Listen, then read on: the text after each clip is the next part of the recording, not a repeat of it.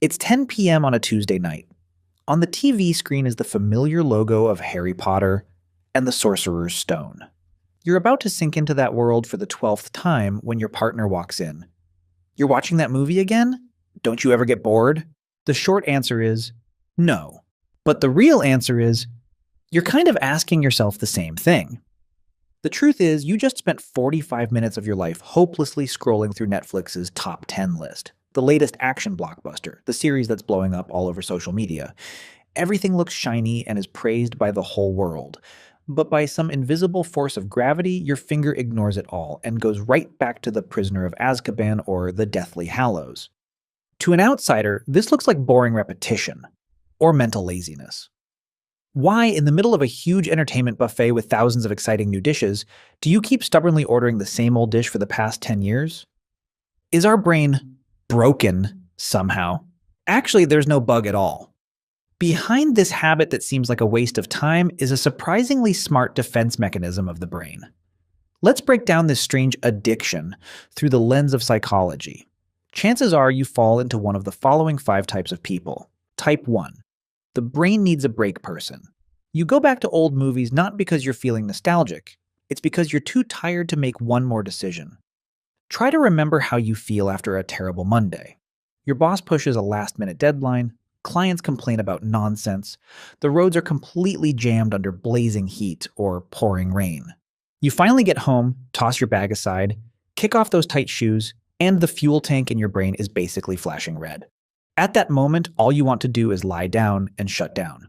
But here's the problem. We live in the age of the paradox of choice. Back in the day, when technology wasn't that advanced, TV had just a few channels. Whatever was on, you watched it. Life was great because you didn't have to think much. And now, Netflix, YouTube, HBO, and millions of options hit your brain the second you open the screen. Scientists call this state decision fatigue. Every time you choose a new movie, your brain actually has to work really hard. You have to read the description. You have to check the IMDb score to see if it's above 7.0. You have to watch the trailer to decide if this movie is worth 2 hours of your life. That's a huge emotional gamble. What if the movie is bad? You'll regret the time and feel annoyed. What if it's super sad or has a tragic ending? You might feel heavy, depressed, maybe even lose sleep that night. What if it's too complicated and makes you strain your brain to figure things out? You're supposed to be resting right now. Why give yourself extra homework in movie form? Watching an old movie, on the other hand, is like choosing a safe investment. You know 100% what the return will be. No anxiety, no fear of a plot twist that makes you angry. You know at minute 15 you'll laugh at the character's goofy face, and at minute 40 you'll feel touched by a kind act. Watching a new movie is like driving in a strange city during rush hour. Your eyes are glued to the GPS, the road signs, watching out for cars cutting in, scared of taking a wrong turn. It's exhausting. Watching an old movie? That's like walking the familiar path from school back home. You can walk with your eyes half closed, listen to music, let your mind wander, and you'll never get lost. That's when the brain truly gets to rest. It switches into autopilot mode. So don't call yourself lazy. Your brain just wants to shift into neutral and cool down after a long day racing through life. But tiredness is only the surface. Dig deeper, and there's another type of person who rewatches old movies because their brain sees anything new as a threat. Type 2, the fear of uncertainty person. When your energy runs low, the brain switches into defense mode, and anything unpredictable gets labeled as danger. That's when you enter a special psychological state, the emotional green zone. In this zone, the brain is no longer looking for entertainment. It's looking for absolute safety. Here's a hard truth. The world out there is extremely unpredictable, and sometimes cruel. Today you might be fine, but tomorrow something unexpected can hit you. We are afraid of uncertainty. Humans have been wired since prehistoric times to fear the unknown, because the unknown usually came with danger. And that's when old movies become a true safe zone. In psychology, there's a concept called predictability. When you watch a new movie, whether it's a Marvel action film or a James Wan horror movie, your brain stays on high alert. What's going to happen next? Who's the villain?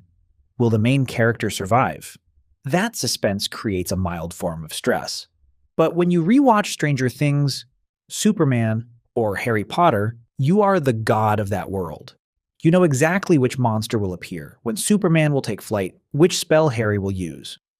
That sense of knowing in advance gives you a powerful feeling of control. In real life, you can't predict when you might lose your job, when your partner gets upset, or when a pandemic will break out. Everything feels out of your control. But in the world of old movies, everything happens exactly the way you expect. Order is restored.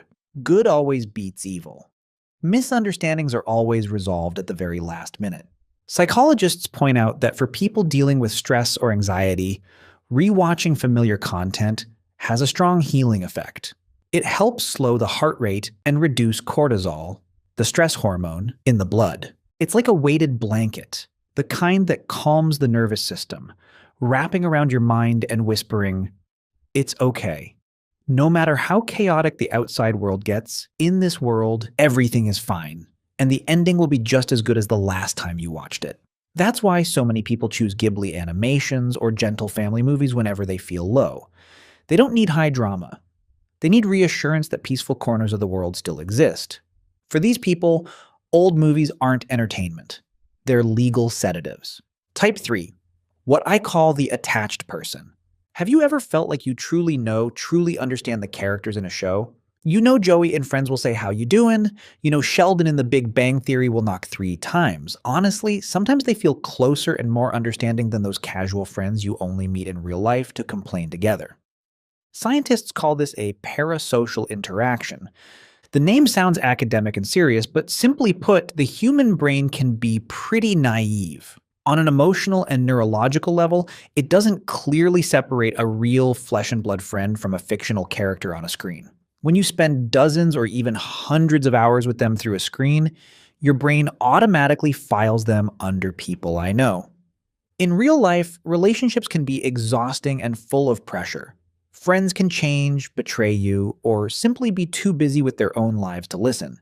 You have to try to please them, watch what you say. But friends in movies and TV shows are always there. They never change, and they welcome you every single time you hit play. Every time you rewatch an old show or movie, it feels like going to a class reunion. You see familiar faces again, hear the same old jokes, and somehow they're still funny. In your loneliest moments, when it feels like the whole world has turned its back on you, seeing a beloved character appear on the screen can soothe emotional pain better than any empty advice. Because with those characters, you don't have to try to impress anyone. You're not afraid of being judged. You just sit there, belong to their world, and enjoy their presence. They offer a kind of low-cost emotional support. You get warmth and joy without having to put in any effort to maintain the relationship. Some people rewatch movies for the story. Some people rewatch movies because they don't want to lose another relationship. Type 4. The self-reflection person. This is the deepest type. They don't rewatch movies for the movie itself. They watch to look back at themselves. Think about this. The movie doesn't change a single frame. Every line of dialogue is the same, every facial expression stays exactly where it has been for decades.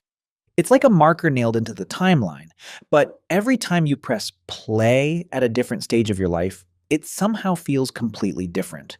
Why does the movie stay the same, but our feelings change? Because the movie is a constant. You are the variable. Imagine standing in front of an old tree year after year. The tree is still there, the branches and leaves look the same, but each time you stand under its shade, your mindset is different. A child sees the tree as a castle to climb.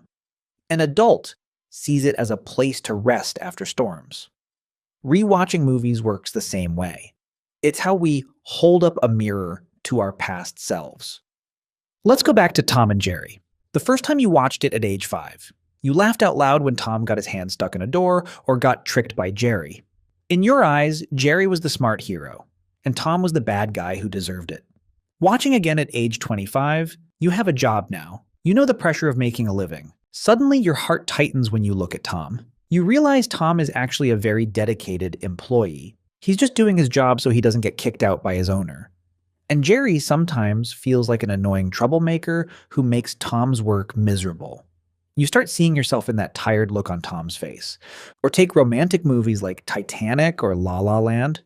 When you were a teenager, you watched them and only saw romance and noble sacrifice for love. But after going through a few breakups, after learning that life isn't a fairy tale, you watch them again and suddenly see the harsh realities, the painful choices the characters have to make. You no longer dream about a perfect ending. You understand separation. Rewatching old movies is like using a fixed ruler to measure how much your soul has grown or how many scars it has picked up. Scenes that once felt huge now seem small. Lines that once sounded cheesy now make you pause the screen and think because they hit exactly what you've just lived through.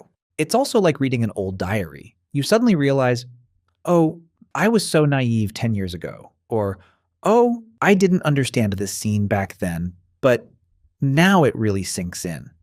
By returning to an old story, you see how your view of the world has changed. You find yourself more forgiving, more understanding of human flaws, or sometimes just more realistic.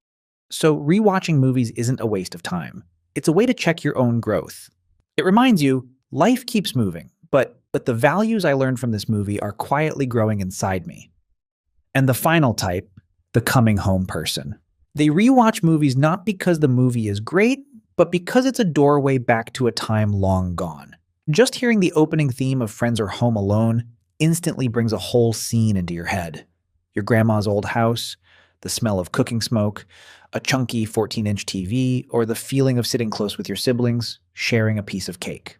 Movies are a kind of emotional anchor. The human brain is extremely good at linking images and sounds to specific memories. When you rewatch a movie, you're not just watching the story. You're bathing yourself in the atmosphere of the past. There are movies we rewatch not because they are masterpieces, but because they are tied to someone we loved, or a period of life when we felt happiest. Watching them is a way to meet the best version of ourselves from the past. In a society where everything changes too fast, these old movies become peaceful islands where our minds can dock. They remind us that no matter how harsh life gets, we once had moments that were pure and joyful like that. So the real question isn't, why do you keep rewatching the same movie? It's, what are you using that movie to do for your mind? We don't always need to chase the newest thing. We don't have to be the first person to watch every trending show just to have something to talk about with coworkers. Sometimes stepping back and returning to what's familiar is exactly how we recharge and move forward. Rewatching old movies is a form of self-love. It's how you allow your brain to rest, allow your heart to be soothed by familiar melodies, and allow yourself to reconnect with core values that the chaos of life may have blurred. The world might release 10,000 new movies every day, but the ones that make you feel like you're home are only a few. Don't feel guilty for choosing peace over drama. You're not stuck in the past. You're using the past as a valuable resource to enrich your present. What about you? Which movie is your old friend? Leave a comment below. And if you saw yourself in today's story, hit subscribe and share it with a friend you know. Because here we don't just learn psychology, we learn how to understand ourselves. There's still so much you don't know yet. Click here to keep getting smarter. I'm Apex. Don't forget to subscribe so you don't miss any videos. Goodbye, and see you next time.